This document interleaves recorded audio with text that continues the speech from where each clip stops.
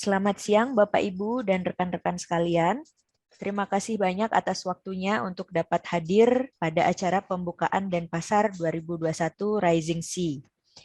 Sebelum memulai acara kita hari ini, selanjutnya mari kita bersama-sama mendengarkan dan menyanyikan lagu Indonesia Raya.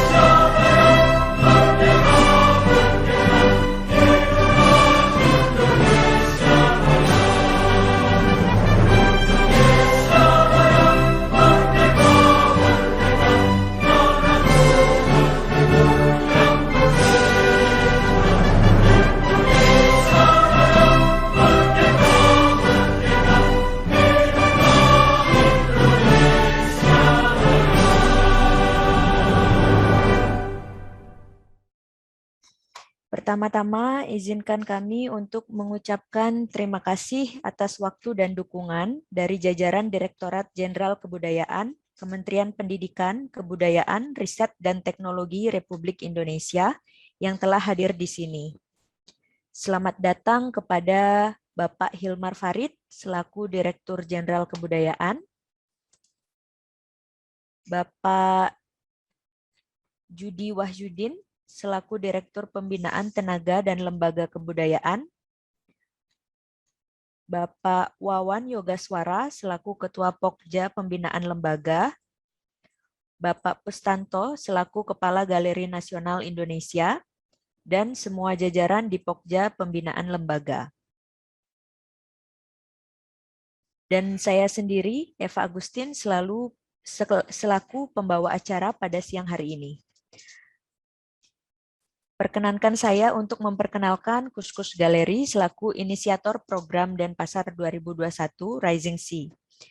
Kuskus Galeri adalah sebuah platform atau ruang kreatif yang berlokasi di pusat kota Denpasar, mendedikasikan diri ke kolaborasi multidisiplin dengan menjembatani berbagai bidang kreatif seperti arsitektur, desain komunikasi, desain interior, desain produk, seni termasuk pertunjukan dan kriya.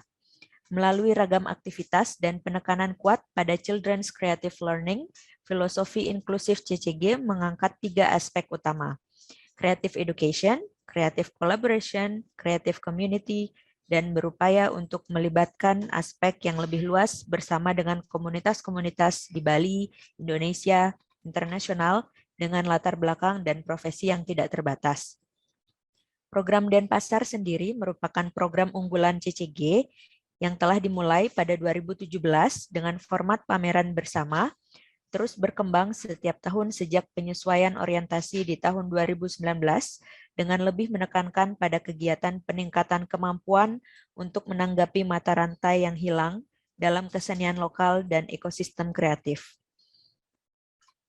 Bersama kita saat ini juga telah hadir Ibu Suryawati Q selaku co-founder dan direktur Kuskus Galeri yang akan menjelaskan lebih lanjut program Denpasar tahun ini. Dan untuk sambutannya, saya persilahkan waktunya kepada Ibu Suryawati. Ya, terima kasih Eva. Terima kasih. Halo teman-teman semua, selamat siang. Selamat siang rekan-rekan semua yang telah hadir di sini. pada siang hari ini. Saya ucapkan juga selamat datang kepada Bapak Hilmar Farid, Bapak Yudi Wahyudin, Bapak Wawan Yogaswara, dan Bapak Kustanto, beserta seluruh jajaran dari Direktorat Jenderal Kebudayaan dan Kemendikbud Ristek. Terima kasih atas waktunya untuk hadir pada pembukaan Denpasar hari ini. Kami dari CCG sangat senang dan bersyukur bisa berbagi Denpasar 2021 dengan tema Rising Sea dengan semuanya di sini. Situasi pandemi saat ini itu adalah krisis yang dalam banyak hal. Namun pada saat yang sama, momentum ini juga menawarkan kemungkinan-kemungkinan dan kesempatan yang baru begitu. Jadi kemungkinan baru inilah yang kita upayakan di Denpasar 2021 ini. Dari segi format implementasinya, dari segi timeline-nya, dari segi frekuensinya, dan hal-hal topik yang dipilih, bahkan dalam hal bagaimana tim kami bekerja. Kalau melihat ke belakang, Denpasar adalah aspirasi kami itu untuk menyuarakan suara-suara dan harapan yang muncul dari kaum muda menuju masa depan kita bersama yang lebih baik. Dan semangat inilah yang kita jaga. Mengambil format yang sama dari program residensi kurator di Denpasar 2019 kemarin, Denpasar 2021 tahun ini menjawab situasi saat ini dengan kelas lokakarya, kunjungan studio, dan presentasi komunitas yang sepenuhnya akan diselenggarakan online, lengkap dengan sesi bimbingan atau mentorship ya. Peserta adalah kurator muda dan praktisi kreatif yang dipilih dari nominasi komunitas aktif di Bali dan pulau-pulau tetangga Indonesia Timur. Dengan sesi mingguan selama 3 bulan, yang puncaknya pada sesi terakhir di tanggal 17 Desember 2021 nanti. Pada waktu itu kita akan ditutup dengan presentasi proposal oleh semua peserta yang relevan dengan lingkungan mereka masing-masing. Topik, materi, dan mentor yang kami seleksi berdasarkan pada kekhawatiran dan kegelisahan peserta saat ini dalam konteks sekitar mereka. Memanfaatkan format online, banyak kelas yang juga akan dapat diakses oleh publik dengan format webinar publik. Tim Denpasar 2021 yang berdedikasi berbasis di berbagai kota. Kita ada yang dari Bali, Jogja, Jakarta, dan Melbourne. Dan kita semua menggabungkan pengetahuan, pengalaman, wawasan, dan keahlian dalam semangat berbagi dan gotong royong. Meneruskan aspirasi dari tim pendahulunya, semua demi perjalanan menuju masa depan kita yang lebih baik. Di Denpasar 2021 Rising Sea, kami tidak hanya menangani mata rantai yang hilang dalam ekosistem seni lokal kami, tapi juga merangkul masa sekarang ini dan mencari jalan ke depan dengan harapan, dengan kepedulian, dengan semangat, yaitu semangat Denpasar begitu. Terima kasih semuanya. Harapan saya dalam mengikuti kelas kuratorial di Denpasar 2021 ini tentunya semoga kemampuan saya semakin membaik, bisa membantu untuk program-program kesenian selanjutnya ya. Saya bisa belajar banyak terkait kuratorial, cara mendokumentasi dengan baik, dapat mengasah kegiatan penulisan saya maupun daya analisis dan daya ungkap mengenai penulisan baik itu seni dan budaya. Ilmu ini penting dan berguna sekali gitu. Ketika kita tahu ilmu ini, kita akan bagikan juga kepada kita pun teman-teman yang sama-sama bergerak membangun kesenian di Maluku khususnya. Saya juga ingin bertemu dengan teman-teman di luar Kupang sendiri, mempelajari bagaimana mereka berpikir, mempelajari bagaimana mereka bisa bertumbuh dan bergerak dalam seni itu sendiri. Sampai jumpa di Denpasar 2021. Terima kasih atas sambutannya Ibu Suryawati. Selanjutnya kita memasuki acara utama, yaitu mendengar pidato utama dari Bapak Hilmar Farid dengan topik membangun ekosistem seni yang inklusif di Indonesia. Sebelumnya saya bacakan terlebih dahulu biografi singkat Bapak Hilmar Farid. Hilmar Farid menyelesaikan studinya pada 1993 di jurusan Sejarah Fakultas Sastra Universitas Indonesia. Kemudian 2 tahun setelahnya menjadi pengajar di Institut Kesenian Jakarta selama 4 tahun. Bersama beberapa orang seniman, peneliti, aktivis, dan pekerja budaya di Jakarta, Hilmar mendirikan jaringan kerja budaya pada 1994 dan menerbitkan bacaan cetak berkala Media Kerja Budaya. Sebagai sejarawan dan pengkaji kebudayaan, Hilmar juga aktif di ASEAN Regional Exchange for New Alternatives atau ARENA dan di Inter-Asia Cultural Studies Society sebagai editor. Tulisannya tentang sejarah, seni, kebudayaan, film, politik, hingga buruh tersebar di berbagai terbitan jurnal, majalah, koran, dan buku. Pada 2012, beliau meluncurkan buku berjudul Kisah Tiga Patung yang diterbitkan oleh Indonesia Berdikari. Bukunya yang lain berasal dari disertasi doktornya di National University of Singapore, bidang kajian budaya pada bulan Mei 2014 berjudul Rewriting the Nation, Pramudia and the Politics of Decolonization. Hilmar Farid dilantik menjadi Direktur Jenderal Kebudayaan Kementerian Pendidikan, Kebudayaan, Riset, dan Teknologi pada 31 Desember 2015. Dikutip dari berbagai sumber. Tanpa berlama-lama lagi, kami persilakan kepada Bapak Hilmar Farid untuk memberikan pidato utama dengan tema membangun ekosistem seni yang inklusif di Indonesia. Silakan, Pak. Baik, terima kasih Eva. Selamat siang teman-teman semua. Terima kasih undangannya untuk berbicara dalam kesempatan ini. Dan saya diminta untuk bicara tentang ekosistem kesenian yang inklusif. Tentu saya sangat menyambut baik ya, temanya sangat penting. Dan mungkin saya mulai dari begini, bahwa kalau bicara tentang inklusi, ini pasti ada urusannya dengan representasi atau keterwakilan, gitu ya. Kita ingin inklusif, artinya kita mesti mempertimbangkan unsur-unsur dari kesatuan itu yang begitu banyak, ya. Keterwakilannya terjamin, ya. Akses daripada unsur-unsur itu terbuka sehingga bisa ikut membentuk yang besar, yang membentuk kesatuan yang besar itu. Dan saya lihat di dalam kesempatan ini dan pasar 2021 fokusnya adalah pada representasi geografis, gitu ya. Dan ini tentu penting ya. Saya tadi disebut mengajar di IKJ tahun 90-an, betul. Dan waktu itu saya mengajar sejarah seni rupa. Dan saya nggak tahu sekarang situasinya seperti apa, mungkin sudah berubah. Tetapi waktu itu sejarah seni rupa narasinya itu masih sangat Jawa-centric. Dan ya lebih spesifik lagi Bandung, Jogja, Jakarta, gitu ya. Itu seluruh narasinya berpusat pada kegiatan ekspresi orang-orang, peristiwa-peristiwa yang terjadi di kawasan itu, ya. Dan kenapa demikian? Ya saya kira ini juga ada kaitan dengan sejarah, gitu ya. Karena di tempat-tempat inilah banyak institusi penting di dalam ekosistem kesenian itu berada. Ya, lembaga pendidikan seninya, galerinya, pusat kebudayaannya, orang yang punya duitnya, dan seterusnya, gitu ya. Jadi ini yang membentuk sebuah ekosistem kesenian. Dan saya kira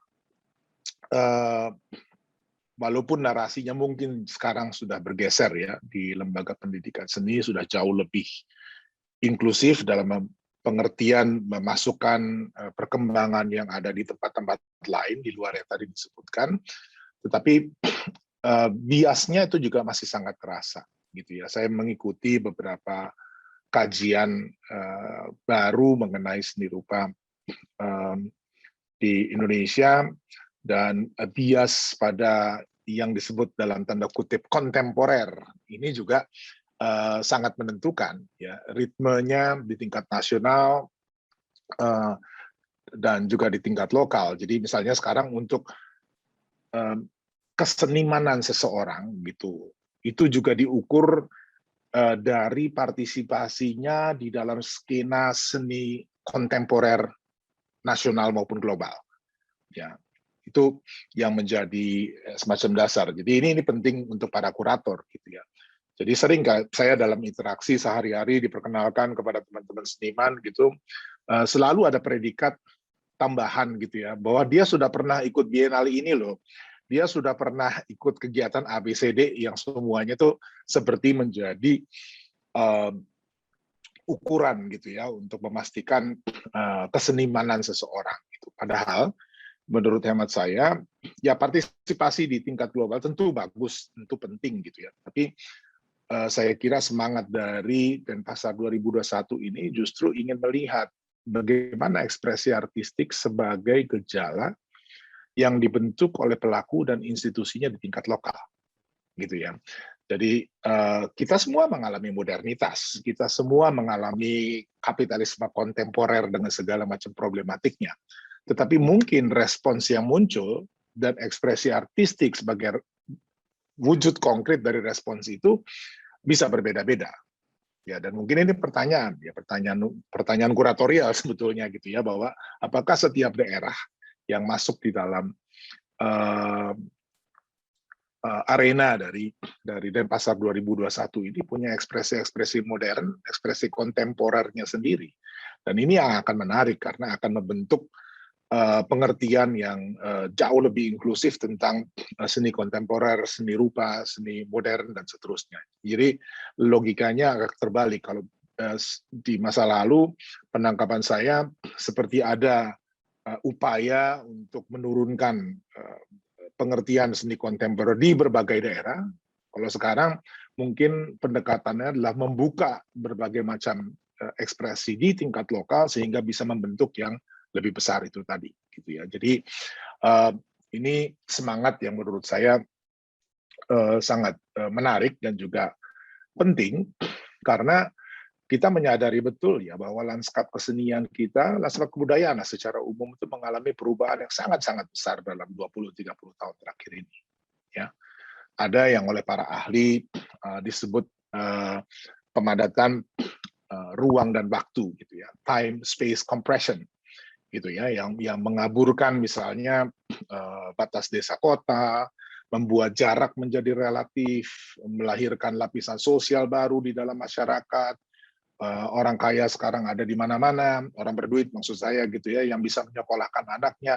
Sekarang sudah sangat lazim anak dari seseorang yang cukup berada di kota kabupaten atau bahkan kecamatan pergi bersekolah apapun saja gitu ya di luar negeri dan kembali membawa begitu banyak pengetahuannya, menciptakan hal-hal baru di tingkat lokal. Itu dalam 20-30 tahun terakhir ini jumlahnya membesar gitu ya. Teknologi komunikasi dan informatika juga sekarang ini memungkinkan terjadinya pertukaran gagasan yang sangat intens ya. Dan pada gilirannya ini menciptakan itu atau membentuk hubungan kewilayahan yang baru.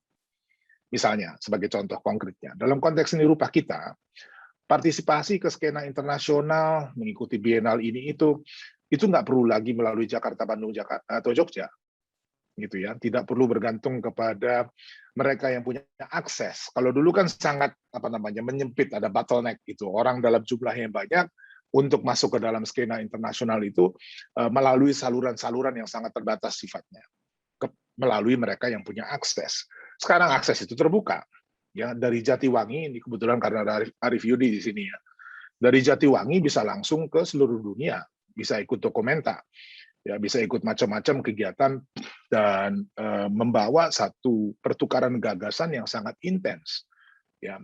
Jadi menjadi jauh lebih demokratik karena desakan teknologi, gitu, yaitu perubahan-perubahan di dalam lanskap kebudayaan kita yang saya kira penting untuk dicatat. Dan Denpasar 2021 mengambil satu bagian atau mengambil peran yang sangat menarik dalam urusan representasi geografisnya. Tetapi ini masih banyak PR-nya, ya. Jadi mesti kita sadari bersama, ini langkah awal, PR-nya akan banyak gitu. Kenapa? Karena sekalipun kita sekarang ini tadi ya teman-teman yang memberikan kesaksian tentang program ini bermunculan di mana-mana, dari segi pendidikan seni ini kita ketinggalan banget. Ya, sepanjang pengetahuan saya hanya ada satu sekolah seni, yaitu ISBI di Tanah Papua, ya, yang boleh dibilang merupakan institusi pendidikan tinggi seni punyanya pemerintah. Mungkin kalau swasta ada yang lain, saya nggak begitu tahu. Tapi apa yang punya pemerintah itu hanya satu, gitu. Dan itu pun di Papua masih dipimpin orang Bali. Rektornya Pak Rai. Orang baik, ya, saya sangat hormat kepada beliau, gitu. Tapi itu kenyataan, gitu ya, bahwa soal representasi geografis ini nggak bisa berhenti, gitu ya, di sini, gitu. Nggak cukup dengan kita melihat atau membuka jalan, tetapi ini boleh dibilang semacam langkah awal dan sangat-sangat penting menurut saya untuk mengimbangi narasi nasional kita yang masih WIB centric gitu ya. Bukan hanya Jawa tapi sekarang Sumatera juga sudah mulai menonjol, Kalimantan sebagian, jadi WIB centric gitu. Nah, dan hal yang nggak bisa kita lupakan setelah katakanlah ini kita mulai merambah ke wilayah-wilayah yang selama ini underrepresented, bahwa masalah representasi ini juga terjadi di dalam wilayah yang underrepresented. Ya, ini isunya ibu kota provinsi versus kabupaten, ya, lantas kecamatan, desa, dan seterusnya. Sangat terlihat di seni pertunjukan. Saya nggak tahu kalau di seni rupa itu seperti apa, tetapi dalam seni pertunjukan sangat nampak. Gitu. Kalau pergi ke daerah-daerah tertentu, itu ada kecenderungan untuk menghadirkan ekspresi dari etnik yang dominan, kelompok linguistik yang dominan. Sekarang dengan pemekaran wilayah di mana-mana, banyak sekali isu representasi di tingkat itu. Ya, dan mungkin ke depan kita juga mulai mesti memikirkan, gitu ya, memasukkan soal-soal seperti ini dalam kalkulasi kita.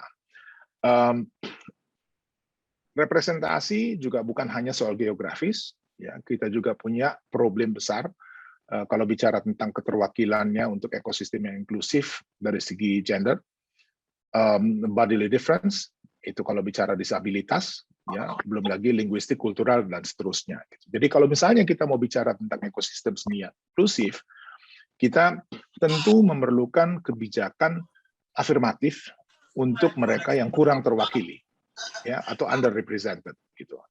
Dan tentu secara aktif pada saat bersamaan kita mendorong tumbuhnya pusat-pusat baru ini sehingga memungkinkan terjadinya pertukaran. Nah, saya senang gitu ya bahwa pertukaran menjadi elemen penting. Ini ada urusan residensi dan seterusnya, gitu. Kenapa? Gitu. Nah, di sini saya mau menyitir atau mau mengutip seorang. Ya. Oke, baik. Koneksinya Bapak Hilmar putus ya tadi? Saya terputus ya? Iya. Aduh, berhentinya di mana tadi? Kedengaran udah. Nah, sekarang udah kedengaran ya. Ya. Tadi sampai mana saya nggak tahu putusnya di mana. Tapi gini, jadi saya senang bahwa di dalam Denpasar 2021 ini ada soal pertukaran, gitu ya. Ada residensi, teman-teman bisa bertukar tempat dan melihat karya dan juga praktek-praktek kesenian di tempat-tempat yang lain. Oke. Dan di sini saya mau merujuk pada seorang pemikir Jerman namanya Erich Auerbach. Bukunya itu yang terkenal, yang sering digunakan juga di pendidikan seni, itu mimesis. Ya. Dan dia kurang lebih mengatakan begini, gitu. Orang yang merasa nyaman di tempat berpijaknya, ya kalau dia seniman, adalah seorang pemula. Ya. Tapi kalau dia merasa semua tempat di dunia ini adalah sudah. Oke. Ya, jadi lupakan Auerbach. Jadi kurang lebih begitu. Orang yang merasa di tempatnya itu nyaman, dia adalah pemula. Kalau dia merasa setiap tanah di dunia ini adalah rumahnya, dia orang yang tergolong kuat. Yang sempurna adalah mereka yang menganggap seluruh dunia ini adalah tempat yang asing. Ya. Kenapa begitu? Karena dia berarti tidak akan pernah berhenti menjelajah. Ya. Termasuk ke dalam dirinya sendiri. Gitu ya. Jadi itu prinsip yang penting dari pertukaran. Ketika kita mengunjungi tempat yang lain, biasanya membawa pulang begitu banyak pertanyaan sehingga mampu menjelajah tanah kita sendiri secara komprehensif gitu, secara lebih mendalam gitu. Itu maksudnya. Kenapa itu penting? Karena kalau misalnya sekedar kita mengangkat soal keterwakilan, kita bisa tergelincir di dalam primordialisme, kita bisa tergelincir di dalam chauvinisme. Pokoknya saya yang paling ngerti tanah tempat saya berasal. Orang lain nggak boleh berpendapat berbeda gitu. Nah, ini sikap seperti ini tidak jarang kita ketemu di dunia kesenian gitu ya, di dunia intelektual juga orang merasa sangat lebih tahu daripada yang lain tentang tanahnya sendiri. Dan itu pada dasarnya membuat gerak kebudayaannya juga sangat terpengaruh gitu. Nah, kenapa ini penting? Nah, saya mau bicara hal lain, ini soal ritme. Ya, walaupun ini adalah analogi yang diambil atau pengertian yang kita ambil dari dunia suara, bunyi atau musik, tetapi di dunia seni rupa ini juga ada ritme. Ya. Ritme itu kan pertemuan dari tempat, waktu, dan energi, gitu ya. Dan kalau kita lihat ritme di dunia seni ini juga sangat dinamis. Dan pertanyaannya apa dan siapa yang menentukan ritme itu? Ini penting sekali kita interogasi. Gitu. Ritme itu ada yang siklik, ya, terus berulang. Bienal terjadi 2 tahun sekali. Ya. Pameran-pameran, kegiatan festival mungkin berlangsung setiap tahun. Dokumenta berlangsung 5 tahun sekali. Itu ritme yang siklik. Gitu. Tapi ada ritme yang juga sifatnya linear, terus-menerus. Ya, kayak saluran TV, OTT, dan seterusnya. Dan seterusnya. Nah, dan ini, ritme ini yang kemudian bisa sangat menentukan seniman berkarya. Ya, mengikuti apa? Mengikuti jadwal pameran, gitu ya. Waduh, ada bienal, saya mesti berkarya dan seterusnya, gitu ya. Dan proses produksi, proses kreatifnya sangat mengikuti ritme tersebut, gitu. Nah, di tiap siklus ini tentu ada soal representasi. Siapa sih yang boleh hadir di bienal? Ya, siapa yang selama ini bisa ikut berpartisipasi dalam kegiatan-kegiatan yang sifatnya nasional yang terjadi 2 tahun sekali, setahun sekali, dan seterusnya, dan seterusnya. Nah, inklusi bisa dicapai dengan membuka ruang di tiap pusaran itu. Membuat bienal menjadi lebih demokratik, lebih terbuka, kuratornya lebih banyak jalan-jalan deh, gitu ya. Jangan cuman ngubek di tempat yang sama terus, gitu ya. Tapi cobalah cari ekspresi, bisa, gitu ya. Tetapi menurut hemat saya, kita menuntut terlalu banyak dari para penyelenggara bienal dengan cara seperti itu. Ya, dia kan punya ininya sendiri. Kalau misalnya sekarang seni lukis ada kecenderungan sudah dianggap kayak semacam agak outdated gitu ya. Tetapi kalau orang mau bikin bienali seni lukis ya jangan dia dipaksa untuk dia bikin bienali untuk seni yang lain gitu. Ya. Yang paling penting dalam situasi seperti ini, dan ini yang kita coba lakukan di kementerian, adalah menghubungkan pusaran-pusar yang ada satu sama lain. Ya. Jadi satu cara metode adalah membuka satu pusaran, satu biennale, satu peristiwa kesenian, menjadikannya lebih terbuka, lebih aksesibel, lebih banyak representasi, lebih inklusif, dan seterusnya. Itu satu cara. Tapi cara yang juga tidak kalah pentingnya adalah saling menghubungkan. Ya. Sehingga macam-macam pusaran, kegiatan-kegiatan, peristiwa-peristiwa ini bisa tersambung satu sama lain. Dan di sini sekali lagi isu ritme menjadi sangat penting. Ya. Kenapa? Karena ritme ini ada banyak ragamnya, gitu ya. Ada ritme yang sifatnya aritmik, ini bahasa di dalam musik, gitu, tidak beraturan. Ya. Dan ini kalau di dunia kedokteran bisa dianggap tubuh yang nggak begitu sehat, gitu ya. Kenapa gitu ya? Karena dia nggak ada disonans isinya, gitu. Selalu penuh dengan pertentangan. Ya tentu ini energi yang penting ya. Diskusi, perdebatan segala macam energi yang penting untuk kreativitas dan seterusnya. Tetapi kalau kita bicara tentang ekosistem, dia bukanlah ekosistem yang sehat. Ya. Nah, bisa juga sifatnya poliritmik, ritmenya banyak, tetapi berjalan sendiri-sendiri, nggak ada hubungannya satu sama lain. Ya, Indonesia ini menjadi salah satu contohnya. Kita punya ratusan festival, mungkin lebih dari 1000 festival di negeri ini, tapi nggak saling terhubung. Ya, Sehingga kita nggak bisa tahu sebenarnya kemudian pengaruh satu sama lain, ya dia asik saja dengan tempatnya sendiri-sendiri gitu. Dan sekarang desa pun merasa perlu ada festival budaya karena tidak terrepresentasi di tempat yang lebih besar. Nah, itu maksud saya. Yang terjadi adalah atomisasi. Ya. Makin kecil, ya, makin tersebar, tidak ada hubungannya satu sama lain. Energi banyak dikeluarkan, tapi dampaknya untuk kebaikan bersama masih sangat-sangat terbatas gitu. Dan yang mungkin yang kita cari adalah yang sifatnya eurythmic. Ya, kenapa eurythmic? Karena di sini ada interaksi yang sifatnya konstruktif di antara berbagai macam ritme yang ada.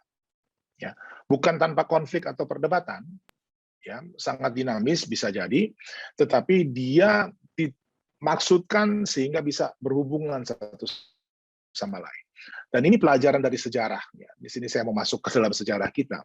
Kita negeri yang sangat kompleks, ya, dengan lebih dari 1001 suku bangsa, berbicara dalam 600 bahasa bahkan lebih, gitu ya, hidup di daerah yang begitu kompleks, 17.000 pulau dan seterusnya. Di masa lalu, ya, ritme di antara komponen-komponen ini begitu bervariasi, begitu aritmik, ya, sehingga dengan mudah kemudian dikuasai oleh orang lain. Ya, karena tidak punya ritme yang sama dan ritmenya saling bertentangan bahkan gitu ya. Kalau misalnya kita ambil analoginya di dunia kita sekarang ini, sebetulnya bisa menjadi satu kekuatan yang besar ya di dunia kesenian gitu, tapi karena di aritmik tidak saling berhubungan, kita lebih senang mengacu kepada apapun yang datang dari luar. Ya. Orientasinya kemudian global gitu. Kenapa ingin menjadi bagian dari pusaran itu? Karena belum mampu membuat pusaran sendiri gitu. Dan di sini saya ambil anak judulnya dari Denpasar Art 2021, Rising gitu ya, Rising Sea, ya, Rising Sea as a sea, laut tapi sea, Southeast Asia, dan ini saya kira satu call gitu, satu statement yang penting gitu ya, bahwa wilayah ini sesungguhnya memiliki potensi kekuatan yang luar biasa gitu, tapi karena sifatnya belum terhubung satu sama lain, ya, belum inklusif, ya, dia belum bisa muncul sebagai kekuatan yang fenomenal sesungguhnya gitu ya. Dan ini tentu perlu pemikiran kita bersama, ya, bagaimana caranya untuk memperkuat hubungan satu sama lain, sehingga kita betul-betul bisa mendapatkan ritme yang usianya panjang. Persoalan dengan aritmia, dia menarik, ya, kadang-kadang kita senang berada dalam polemik dan segala macam, tapi umurnya pendek. Ya. Dengan eurythmia, kita berharap bahwa usianya lebih panjang. Dan kalau lihat ke sejarah kita sendiri, Sriwijaya 300 tahun, Majapahit kurang lebih 200 tahun. Semakin ke sini kerajaan-kerajaan Aceh, Banten, Makassar 100 tahun kira-kira. Republik kita ini baru 75 tahun. Ya. Nah, kalau sekarang kita lihat dalam konteks ini gitu ya, ekosistem yang inklusif menurut hemat saya gitu ya, kalau pakai prinsip eurythmia kita bisa berharap umurnya panjang. Ya. Sehingga dia bisa melahirkan begitu banyak hal, kontribusinya bagi kesenian bukan hanya di Indonesia tapi juga untuk dunia, mungkin akan semakin bermakna gitu ya. Dan itu harapan saya dari Project Denpasar Art 2021, sangat berharap muncul energi yang bagus ya, yang kuat, yang bisa mengangkat berbagai macam ekspresi yang selama ini mungkin underrepresented, sehingga ke depan kita akan melihat kesenian di Indonesia yang jauh lebih vibrant, jauh lebih hidup, berusia panjang, dan juga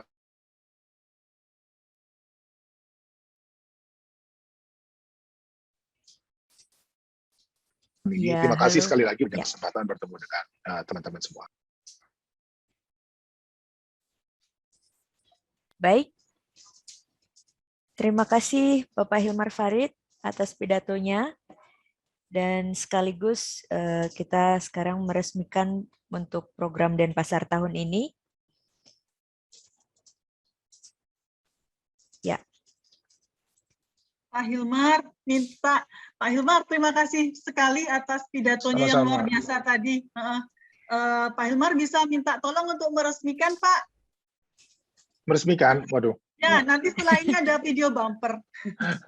Oke. Baik, dengan izin semua yang hadir, ya, dan juga dengan harapan besar bahwa kegiatan ini bawa manfaat bagi kita semua, maka Denpasar 2021 Rising Sea dengan resmi dinyatakan dibuka.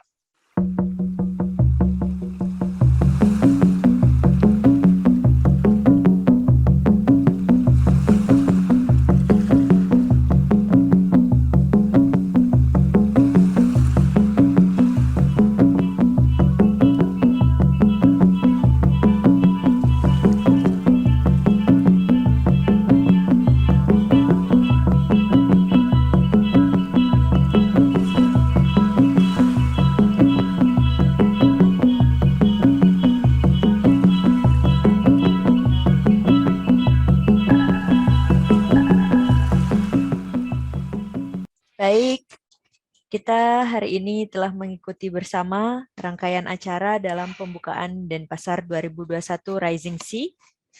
Terima kasih kepada rekan-rekan sekalian atas partisipasinya pada acara pembukaan Denpasar 2021 Rising Sea hari ini.